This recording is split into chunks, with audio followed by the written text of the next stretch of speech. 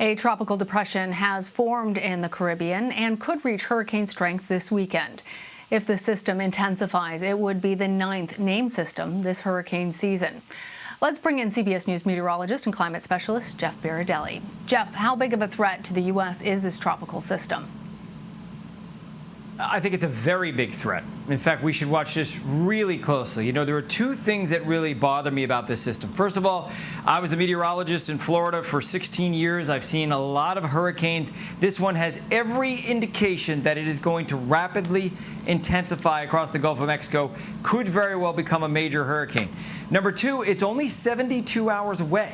So if it becomes a really strong hurricane, which we think it's very possible it will, people do not have that much time to prepare. They're probably not going to be expecting what is a very major hurricane that's headed in the general direction of Louisiana. So this one is one we need to really watch very closely. So let me just show you first where the system is located. So it's just to the west of Jamaica, approaching the Cayman Islands as we speak, just starting to get itself organized. It's already a tropical storm. Was a depression, now it's Tropical Storm Ida. This is the official forecast track from the National Hurricane Center. They make it a top-end Category 2 before making landfall somewhere around the Louisiana coast, could be a little farther east or farther west. But really, this would almost be a worst-case scenario for New Orleans if it went straight down the middle or just to the right of this, just to the east of this track. Now, they have it as a Category 2, but whenever they're predicting a Category 2, you need to prepare for a Category 3 storm. And let me show you why I think it's very possible.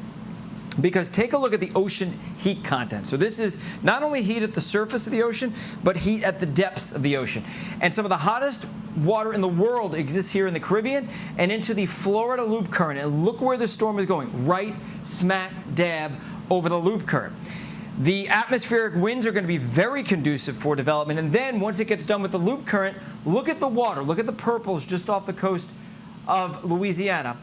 Water temperatures 88 to 90 degrees. Some of the warmest water that we have in the United States is just off the coast of Louisiana. So the end result is this. This is the European model. There are other models with other solutions, but generally they're all pretty strong. You can see the European model bringing the storm in towards Morgan City as we head into Sunday night and Monday morning. Where you see the white, those are wind gusts over 100 miles an hour. So lots of potential with this system. But there are other models, the American model, which is further east, closer to the New Orleans area. But notice where the winds are coming in from New Orleans, from the southeast, forcing all this water into this corner. Notice the right angle of the coast, just to the east of New Orleans, to the south of Biloxi. That's going to force a lot of water up and in. So storm surge into the New Orleans area. We're worried about that. And then in addition to that, a lot of heavy rainfall, because once it gets to the coast, it's going to slow down to some degree once again. So you can see a lot of areas, 8 to 12 plus inches of rain. So this truly is a serious situation. If it does move towards New Orleans, this would be a very bad scenario. So people need to be prepared starting now. That really important information, Jeff, and appreciate you showing us those waters, because we know how those warm waters can supercharge hurricanes. So when you say be prepared, what are you advising people in New Orleans to do right now, given what you're seeing?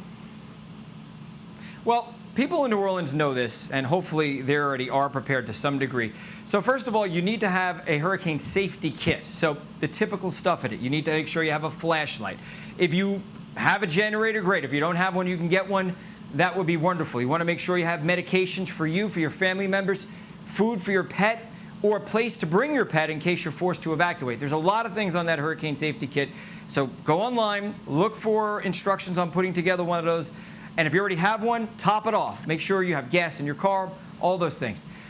In addition to that, pay very close attention to local authorities. If they tell you to evacuate, you've been through this in New Orleans, 5-10 feet of water. It's not out of the question with a storm that's coming from that direction towards New Orleans. You need to prepare for storm surge flooding. So the bottom line is make sure you have a plan, know exactly what your family is going to do if an evacuation order is issued, and make sure you have that hurricane safety kit.